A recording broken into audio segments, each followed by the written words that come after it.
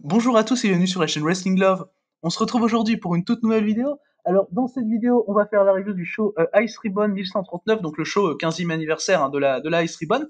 Et pour cette vidéo, je suis accompagné par Psycho. Salut à toi Psycho. Salut. Alors du coup, ce show 15e anniversaire qui a été diffusé du coup sur Samurai TV le 21 août, le fameux Samurai TV. Personnellement, le show m'a hypé bien quand même parce qu'on a vu une très belle carte. Bon, il y avait Samurai TV je savais que Samurai TV allait poser problème, mais la carte était quand même vraiment cool avec notamment le Nanae contre Tsukushi, qui était, je vais pas te mentir, un match qui m'a hypé beaucoup à la base, mais bon, j'ai vite été calmé par Samurai TV. Et le match pour les titres tag aussi m'a hypé beaucoup perso. Eh bien, moi, c'était un show qui, de base, me hypait énormément. Mais certaines choses m'ont un peu déçu. J'ai envie de dire, c'est un rapport avec le stream. Coucou à Samurai TV évidemment. Merci, Samurai TV. Ah là là, c'est pas. Et en plus, c'était encore pire que chez Zero One les cuts, je vous le dis. Donc pour vous dire à quel point c'est compliqué. Du coup, on peut commencer par rapport au show. Oui, Ok. oui, on peut. Oh, ok, du coup, en opener, on avait un Six-Woman Tag Team Match. On avait Itsuki Aoki, Naoya Ishikawa et Saran qui affrontaient Cherry Mochimiyagi et Yuki Mashiro. Le match a duré 9 minutes. Bon, le 9 minutes, c'est la durée officielle, c'est pas la durée Samurai TV, évidemment. Le match, on en a vu que quoi, 2-3 minutes. Alors bon, c'est pas notable. Ouais, 3 minutes. Le match, c'est pas notable. Victoire de Cherry, Miyagi et Mashiro. Je suis juste content que Yuki Mashiro ait remporté le match, très honnêtement. Bon, de ce qu'on a vu, c'était pas dégueu, ça faisait vraiment opener classique, mais on en a pas assez vu, quoi. J'ai pas mis de notes. On a vu que 3 minutes sur 10, victoire de l'équipe Cherry, Miyagi et Mashiro. Ça m'a un petit peu surpris étant donné que Ishikawa va au Mexique. Je pensais qu'elle allait gagner ce match, même pour son équipe, et au final c'est celle qui s'est fait pin pour son équipe par Mashiro suite à une sorte de roll-up. Ouais, exact. Et ouais, mais du coup, faut rappeler, évidemment, j'ai oublié de le dire, Naoya Ishikawa, Tsukasa Fujimoto et Tsukushi vont aller à la CMLL très prochainement. Donc, on va peut-être revoir Fujimoto contre des nains, ça peut être intéressant. Et mais du coup, ouais, bah victoire de Yuki Mashiro, bah moi personnellement, ça m'a pas surpris parce que, enfin, elle est en feud avec Ishikawa et tout, elle vient d'avoir un draw, donc bah, pour moi, la meilleure chose c'était quand même de donner la victoire à Mashiro, mais voilà. Du coup, c'est bon pour toi pour le match? C'est bon pour moi, il n'y a pas grand chose à dire de plus vu qu'on a vu que 3 minutes. Ah là là, coucou Samurai TV. Du coup, on va pouvoir passer au deuxième match de la carte. Le deuxième match, c'était le match des filles de Peace Party. Donc, on avait Anshamu Asahi qui faisait son retour pour ce match, Shizuku Tsukata, qui est une rookie de Wave, et Yapi qui affrontait Bani Oikawa, Momokogo, Riko Kaiju, donc de Seedling, et Rina Shingaki. Alors, le match a duré 6 minutes. Bon, évidemment, on n'a pas vu 6 minutes. Victoire de Oikawa, Kogo, Kaiju et Shingaki. On en a pas assez vu pour noter, très honnêtement. Mais de ce que j'ai vu, j'aime pas ce qui a été fait. Enfin, je veux dire, à un moment, elles font une pyramide et tout, enfin, elles font une pause, enfin, ça sert à rien, autant le faire avant ou après le match, mais pendant le match, ça mène à rien, parce que déjà qu'on voit 2 minutes de match, alors en plus, si pendant 20 secondes, elles font une pause qui sert à rien dans le match, c'est saoulant, quoi. Donc, ouais, non, de ce qu'on a vu, j'ai pas aimé, mais c'est pas notable, parce qu'il y a Samurai TV qui vient nous rappeler la réalité, quoi. Comment dire, on a vu 2 minutes sur les 6. C'est ce on peut aussi résumer ça pas notable. Victoire de Shingaki, Oikawa, Momokogo et Kaiju, comme tu as dit. Et d'ailleurs, c'est Asahi qui s'est fait pin alors qu'elle faisait son retour. Ça m'a surpris, mais bon. Bah, Au final, surtout que t'as Yapi qui pourrait prendre le pin dans l'équipe, quoi. oui, bah même Tsukata, techniquement, chez Wave, elle vient juste d'arriver. Au Ouais. final, C'est peut-être, bref, bon c'est peut-être après, la Yuki Mashiro de chez Wave, on sait jamais, hein. ouais, c'est probablement le projet de chez Wave. Ouais, bah c'est vrai. Du coup, ouais, voilà pour ce 8 Women Tag Team Match. Du coup, bon, voilà, c'est Samurai TV qui a décidé qu'on ne pouvait pas noter. Du coup, on peut passer au troisième match de la carte. C'était Amuko Oshi et Ibuki Oshi contre Aja Kong et Natsumi. Amuko Oshi qui est, on l'a pas parlé, mais qui est championne IW19, qui a pris le titre à Atsukushi Aloka récemment. Le victoire d'Aja Kong et Natsumi, j'étais content de voir voir Natsumi remporter le match, parce que c'est Natsumi qui remporte le match pour son équipe. En gros, c'est Aja Kong qui lui laisse la victoire. Ça, pour moi, c'est le premier match notable du show, même si on n'a pas tout vu, hein, on a vu quoi, 6 minutes sur 10, quoi. Donc, bon, voilà, ça reste un peu compliqué, mais je veux dire, on en a vu assez, mais moi, ça m'a beaucoup plu. Donc voilà, j'ai mis 3,25. Aja Kong et Natsumi, c'est une équipe que j'aime bien personnellement, et Ibuki Oshi a fait une bonne performance comme d'habitude. J'aime beaucoup Ibuki Oshi. Match de ce qu'on a vu, c'était plutôt sympa. On a vu 5 minutes sur 10, tu as dit 6, mais non, c'est bien 5. On a vu à peu près la moitié du match. Victoire de Aja Kong et de Natsumi qui m'ont un peu surpris. Je pensais que ce match allait profiter pour Ibuki pour prendre du momentum. D'ailleurs,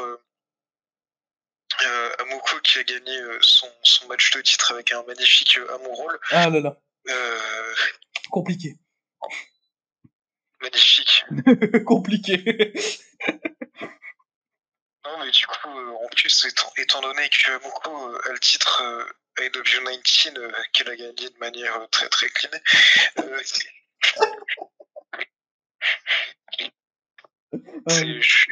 je pensais d'autant plus qu'elle allait. Que l'équipe allait gagner et que Natsumi allait se prendre le pin. Natsumi qui vient juste de commencer. Donc, après, sinon, c'est sympa un petit peu comment c'est écrit, comment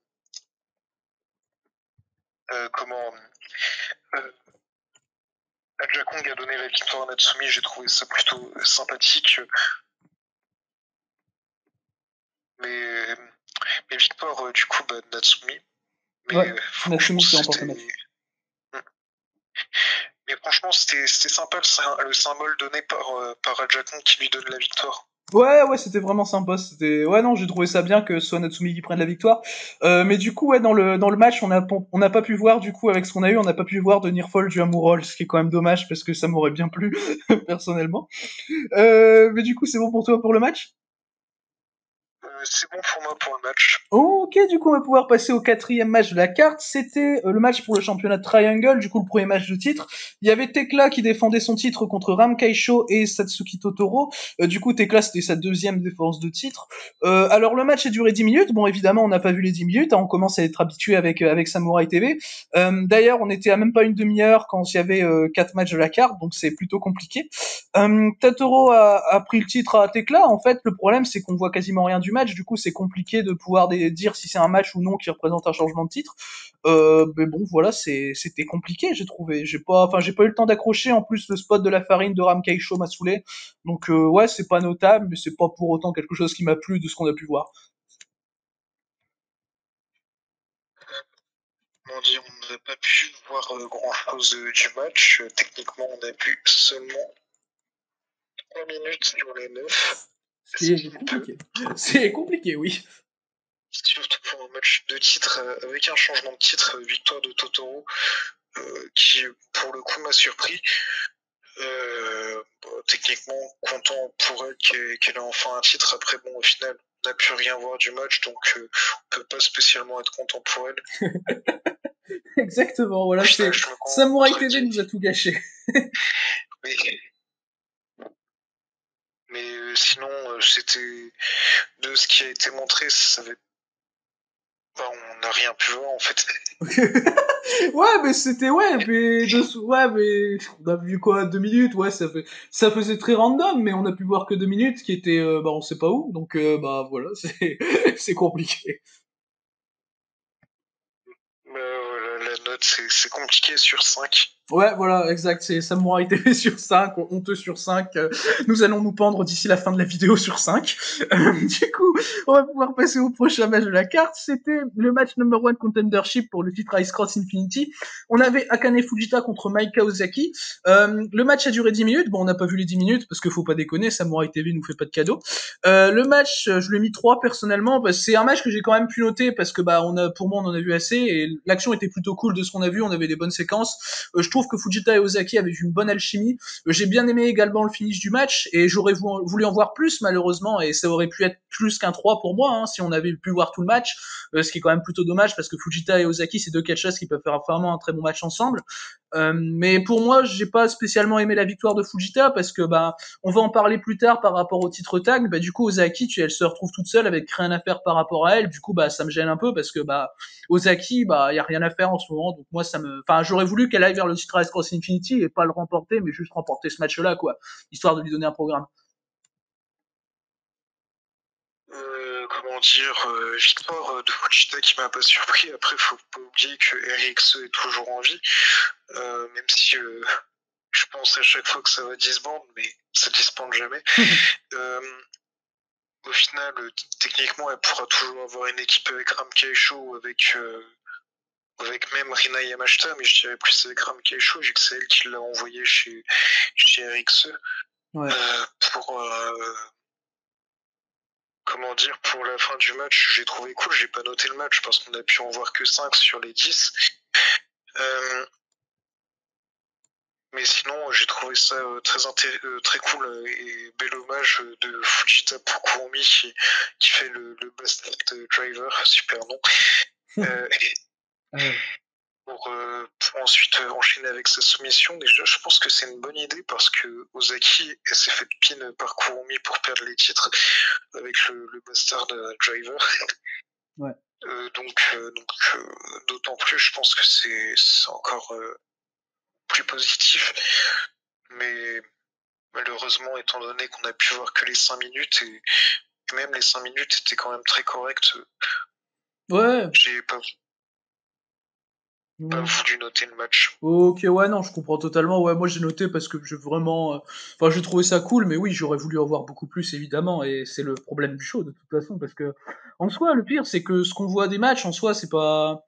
C'est pas mauvais, enfin, à part pour moi le 8-man, le 8-woman de début de show, mais franchement, ce qu'on voit des matchs, c'est vraiment bien et tout, mais enfin, faut se rendre compte qu'on peut voir quasiment rien, donc c'est vraiment compliqué, et c'est dommage parce que c'est vraiment un très gros show pour Ai, je veux dire, ça se passe au Yokohama Budokan et tout, donc, enfin voilà, c'est leur deuxième plus gros show de l'année après Ribbon Mania, hein, si je dis pas de bêtises en plus. C'est bien ça. Donc, non, c'est le plus gros show de l'année qui avant était le Buntai. Ribbon Mania, c'est le deuxième plus gros show de l'année, mais le plus gros show, c'est l'anciennement Buntai qui est maintenant à Budokan. ok. Bah du coup ouais, c'est encore pire. Ouais, c'est encore pire quoi. Mais ouais, mais du coup voilà pour ce Fujita Ozaki. Du coup, on va pouvoir passer au prochain match de la carte. C'était Nanae Takahashi qui affrontait Tsukushi Haruka dans un 1 contre 1. Tsukushi Haruka qui venait de perdre le titre IW19 avec un magnifique Amourol, parce que je le dis, il était magnifique, hein, et c'est de l'ironie. Nanae a du coup évidemment remporté le match. Bon voilà, ça a duré 9 minutes, mais voilà quoi, j'aurais voulu en voir plus, c'est dommage parce que bah on n'a pas pu tout voir. Après ce qu'on a vu c'était vraiment très cool. Le Nanae Takahashi contre Tsukushi de base c'est un match qui a vraiment énormément de potentiel, donc c'est dommage que ce soit aussi court. Mais voilà, Tsukushi a réussi à dominer par moment Nanae, j'ai vraiment bien aimé ça. Et finalement voilà, la victoire de Nanae m'a paru logique et le match en lui-même était cool, donc j'ai mis 3,25 personnellement, mais veux en voir plus quoi. Je vais continuer avec mon discours. Techniquement, j'ai pas pu noter le match. On a vu, enfin, on a vu que la moitié du match. Victoire de Nanae qui m'a pas surpris, surtout après la défaite de Tsukushi pour le AW19. Et aussi également, je voyais pas Tsukushi challenger directement Tsukasa. Donc du coup, une victoire contre Nanae, elle l'aurait. Enfin, avec une victoire comme ça, tu challenges quand même Tsukasa. Donc victoire de Nanae qui m'a pas surpris.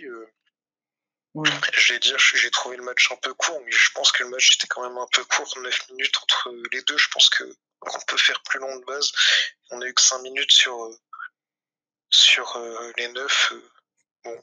Ouais, compliqué. Ouais, c'est. De ce qui a été montré, c'était très cool, mais Ouais, il y a aussi ce qui n'a pas été montré, je pouvais pas noter, car imaginez, il y a des botches tout le reste du match.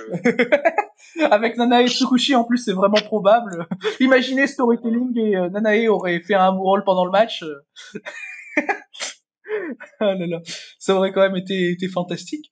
Du coup, c'est bon pour toi pour le match? bon pour moi. Ok, du coup, on va pouvoir passer au prochain match. Le prochain match, c'était le match pour le championnat Fantastice. On avait un Summer Hellboard and Weapons Deathmatch. Donc, on avait Rina Yamashita qui faisait sa première défense de titre après avoir battu Risa Serra récemment. C'était contre Suzu Suzuki. Le match a duré 16 minutes. Samurai TV nous a épargné. Cette fois, on a quand même vu 15 des 16 minutes. Du coup, bah voilà, c'est quand même très très bien. Moi, j'ai mis 3,75 au match. C'est vraiment un très bon deathmatch. Et c'est mon deuxième match préféré du show. Bon, j'espérais fortement voir Suzuki gagner le titre, mais c'était logique de voir Yamashita gagner. Hein. Yamashita, elle domine Suzuki au début grâce à ses talents deathmatch. Et moi, c'est ce que j'ai bien aimé parce que au début, t'as Suzuki qui revient grâce à des moves plus wrestling, quoi. Par exemple, un dropkick dès le début. Enfin, j'ai vraiment bien aimé ça. Et Suzuki, plus le match va continuer, plus elle va rentrer dans les spots deathmatch. J'ai vraiment bien aimé ça. T'avais un brainbuster du haut d'une échelle que j'ai vraiment adoré. Et la fin était très cool également. Donc voilà, j'ai mis 3,75. C'est un très bon deathmatch et une très bonne performance de la part de Suzuki. C'est un match que j'ai trouvé très cool. J'ai mis 3,75 également. On a vu 15 et 16 minutes, ce qui est franchement assez incroyable. Il faut aussi se dire que le moment qui a été coupé par Samurai TV, c'est le moment où t'as Suzuki qui commence à se faire frapper par des néons. Ouais. C'est la première fois. Dans un deathmatch, les néons, c'est un petit peu la base, donc c'est quand même dommage de gâcher ce premier moment, mais bon, on va pas se plaindre avec tout ce qu'on a pu voir du match. Du coup, 3,75, beaucoup de bons spots. J'ai trouvé que la violence montait assez crescendo, donc c'est une bonne chose. Comme tu avais fait remarquer, en soi, tu n'avais pas tort. C'est que Suzuki, elle avait l'air de dominer un peu plus le wrestling de base, alors que Yamashita plus le côté deathmatch. Donc c'est bien vu de ta part de l'avoir vu. Ah merci, je m'attendais pas à tant d'éloges. Mais comment dire, je n'ai pas approprié ce que tu as dit. Ah là là. Bah vas-y, je te laisse te l'approprier de toute façon. Ouais, non, du coup, j'ai vu un truc que Pierre n'a pas vu. En plus, sérieusement, sinon, il y a eu des spots très cool, notamment le Brainbuster sur la table avec les boîtes de conserve coupées. Ouais. Également, Suzuki a bien pris cher dans le match. On sentait que c'était vraiment... ça ressemblait plus à un deathmatch que ce qu'il avait fait précédemment. Ouais. Bah déjà, ça ressemblait plus à du catch, mais... Mais non, ouais, je vois ce que tu veux dire. Après, même les matchs contre Miyamoto, pour moi, ça ressemblait vraiment à des deathmatchs, tu vois. Vous voyez, plus comme du hardcore match, parce que, en fait, dès que t'as pas de néon ou de barbelé, je sais pas, je vois pas ça comme du deathmatch, je vois ça plus comme du hardcore ou soft. Ouais, ce que je peux comprendre totalement. Hein. Mais ouais, en tout cas, un très très bon match entre Yamashita et Suzuki. Ouais. J'ai trouvé ça aussi cool qu'après le match, c'est Yamashita qui a eu une preuve de respect envers Suzuki, parce que Suzuki a un petit peu commence à entrer comment dire, un petit peu la maison de Yamashita avec le deathmatch. Ouais, exact. Donc c'était une bonne chose et ça initie bien la chose. Malgré tout, je vois quand même Suzuki prendre le titre à Yamashita. Ouais, mais dans une défense ultérieure. Ouais. Oui, Ouais. Ouais, c'est ce que j'aimerais aussi personnellement. Du coup, bah voilà pour ce Yamashita Suzuki. Du coup, on va pouvoir passer maintenant au prochain match de la carte. Alors le prochain match de la carte, c'était le match pour les championnats International Ribbon Tag Team. On avait Hiroyo Matsumoto et Tsukasa Fujimoto qui étaient déjà de base censés s'affronter plus tard dans le main event pour le titre principal, qui défendaient les titres contre Yuki et Risa Serra. Le match a duré 22 minutes, on n'a pas pu voir les 22 minutes très malheureusement parce que c'était un excellent match franchement de ce qu'on a vu et mon match préféré du show. J'ai mis 3,75, j'étais pas loin du 4, très honnêtement j'étais vraiment pas loin du 4 et avec les 22 minutes je suis persuadé que j'aurais pu mettre genre un truc genre 4,25 parce que c'est un très très bon match par équipe. T'as Yuki et Serra qui vont beaucoup dominer Matsumoto et Fujimoto grâce à leur alchimie. Elles ont une très bonne alchimie, Yuki et Serra, des super combinaisons. Il y a des super échanges entre Serra et Fujimoto. J'ai trouvé d'ailleurs c'est Serra qui pine Tsukasa Fujimoto à la fin. Et voilà, Matsumoto, elle en a pas trop fait dans le match. match par rapport à Fujimoto, mais elle a fait une super perf, j'ai trouvé quand même Matsumoto. Et voilà, très bonne fin également. Voilà, j'étais investi tout le long du match, mais malheureusement, bah, on aurait dû en voir plus, mais ça reste un excellent match et le meilleur match de la carte pour moi. C'est le match que j'ai préféré dans le show. C'est dommage qu'on ait vu seulement 12 minutes des 22. Mais sinon, c'était un très bon match. J'ai trouvé que Yuki a particulièrement brillé dans ce match. On la sentait dès le début très motivée, très chaud. Contrairement à Serra qui avait l'air un petit peu soft, un peu molle. Mais puis au fur et à mesure du match, elle s'est un petit peu améliorée. Au tout début, on la sentait vraiment pas dans le match. Puis après, c'était beaucoup mieux. Sinon, très belle performance de Matsumoto et de Fujimoto. J'ai plus eu l'impression de voir Matsumoto que Fujimoto dans ce match. Après, malgré tout, j'ai préféré celle de Fujimoto. Je parle de la performance, mais celle de Matsumoto est excellente. Je pense que, ouais, je dirais Yuki, ensuite Fujimoto, mais Matsumoto limite ex aequo. Et ensuite Serra pour mes préférences et performances. Mais j'ai trouvé que tout se tenait. Il y a eu plein de bonnes séquences tag. Surtout entre Yuki et Serra, on sentait qu'ils étaient vraiment sur la même longueur d'onde. Alors qu'au tout début, on sentait que Fujimoto et Matsumoto l'étaient moins. Et au fur et à mesure, on sentait qu'ils commençaient à prendre plus ou moins de la confiance. Exact. Beaucoup de bonnes séquences. Victoire de AR sans surprise. J'étais très content d'entendre la musique de The Revolution, une musique qu'on entendait, enfin ça faisait super longtemps qu'on l'avait pas entendue, c'est une musique que j'aime beaucoup. Ouais, ça n'a rien à voir, mais mais c'était cool de l'entendre. J'ai trouvé, même si c'est Serra qui fait le pin final sur Fujimoto, d'ailleurs, la fin, j'ai trouvé qu'elle était très bien amenée. C'est-à-dire Fujimoto qui, sans faire exprès, assomme Matsumoto avec son Venus Shoot, alors que c'était préparé pour Serra. Et ensuite, Serra qui enchaîne avec... qui profite de l'erreur de Fujimoto, supériorité numérique, voilà. Du coup, en gros, victoire très logique et bien amenée.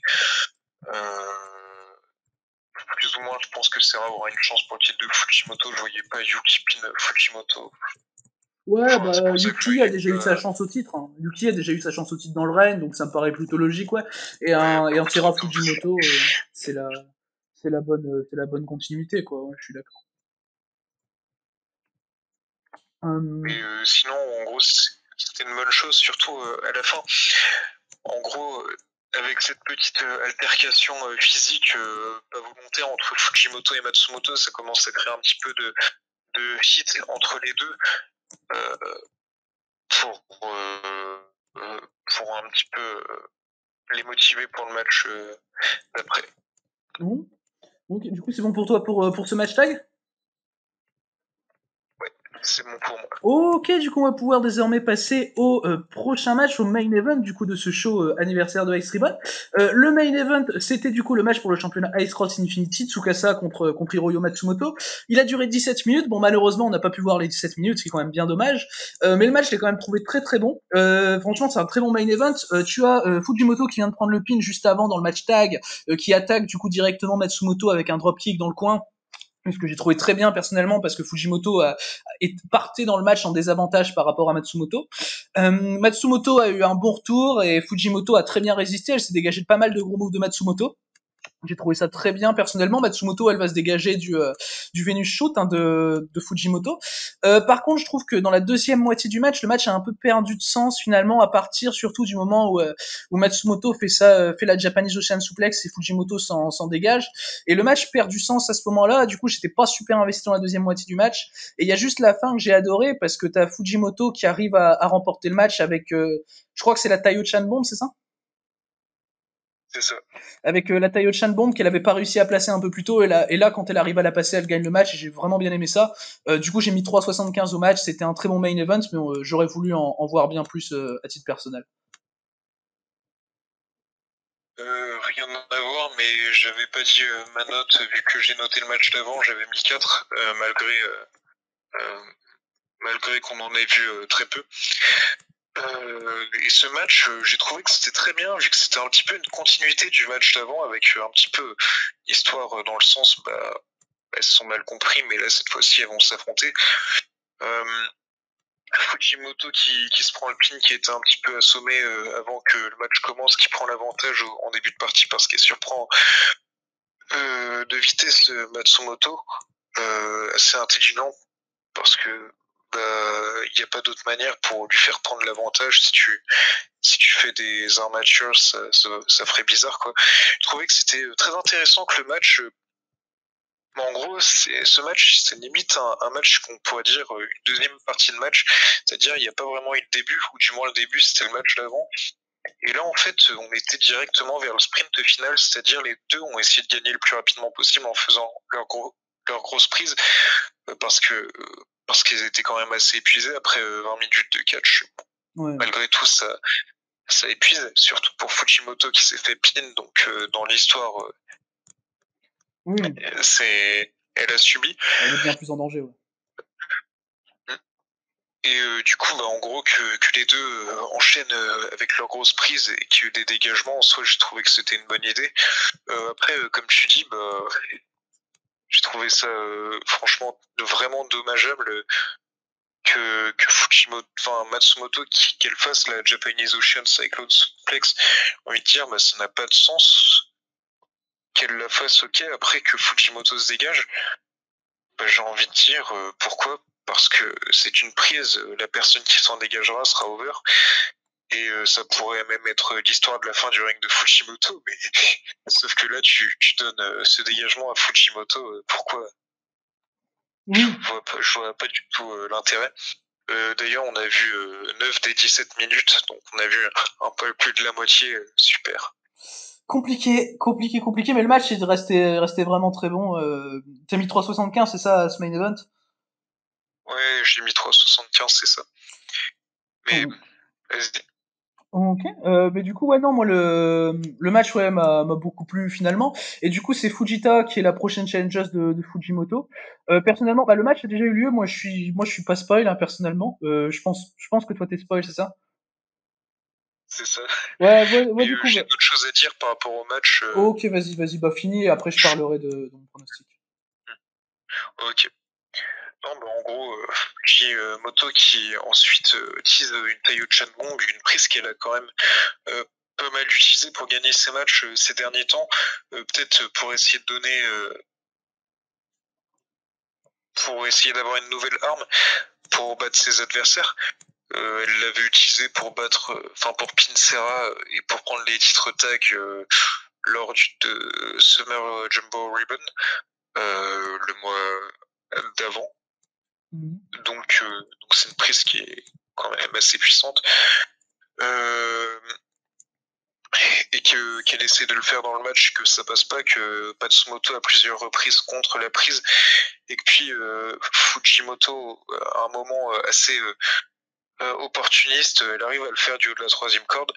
Il y a dégagement, puis après, un peu plus tard dans le match, elle arrive à la replacer quand elle essaie de la replacer, t'as Matsumoto qui recontre, mais t'as Fujimoto qui force et qui arrive enfin à la faire, et là t'as le tombé final. Bon, j'ai trouvé que c'est une bonne chose. Je m'attendais que Fujimoto gagne avec sa Japanese Ocean Cyclone Suplex après que Matsumoto l'ait faite, mais c'est vrai que en soi ça a plus de sens qu'elle gagne sans. Parce que s'il y avait eu deux dégagements, ou du moins si Matsumoto justement se l'était prise, mais qu'elle s'était pas dégagée, ça aurait quand même mis une grosse supériorité pour Fujimoto, et je pense que c'était pas une bonne chose à faire.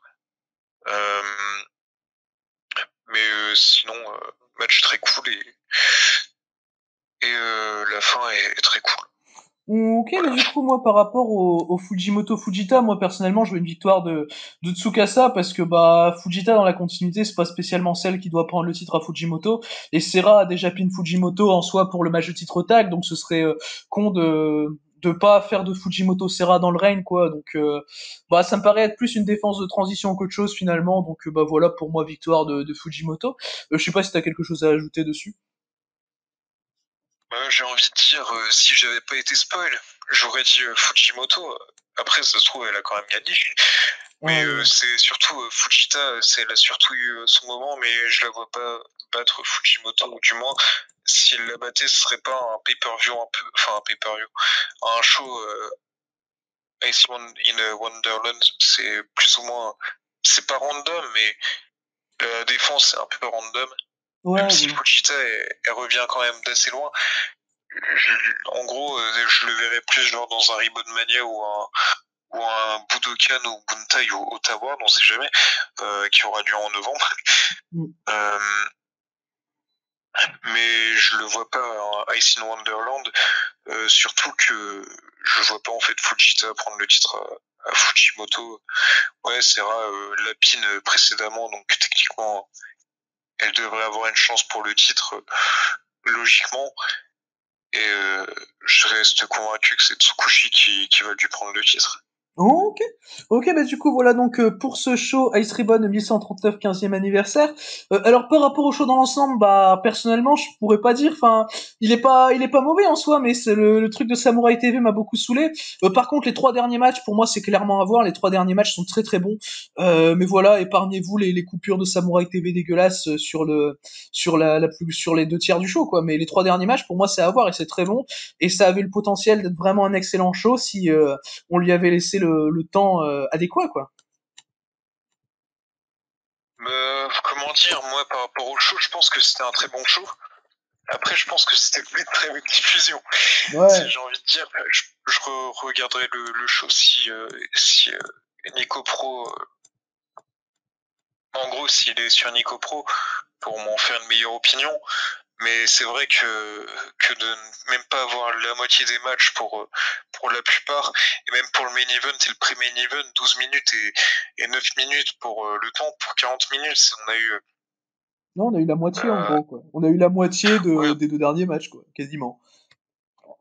C'est, ouais c'est quand même vachement peu, quoi. c'est extrêmement grave, moi je trouve. C'est une honte. mais, mais ouais, du coup, bah, voilà pour ce show anniversaire du coup de Ice Ribbon, bah, qui était, ouais, bah, du coup, on parlera de Ice prochainement avec Ice in Wonderland si jamais il sort gratuitement. Du coup, bah voilà pour cette review du coup. Merci à toi du coup Psycho pour ta participation. J'espère que du coup cette vidéo vous aura plu. Merci à vous de l'avoir écouté et du coup d'ici les prochaines vidéos, je vous dis à la prochaine. Ouais, tout le monde est vive le amour.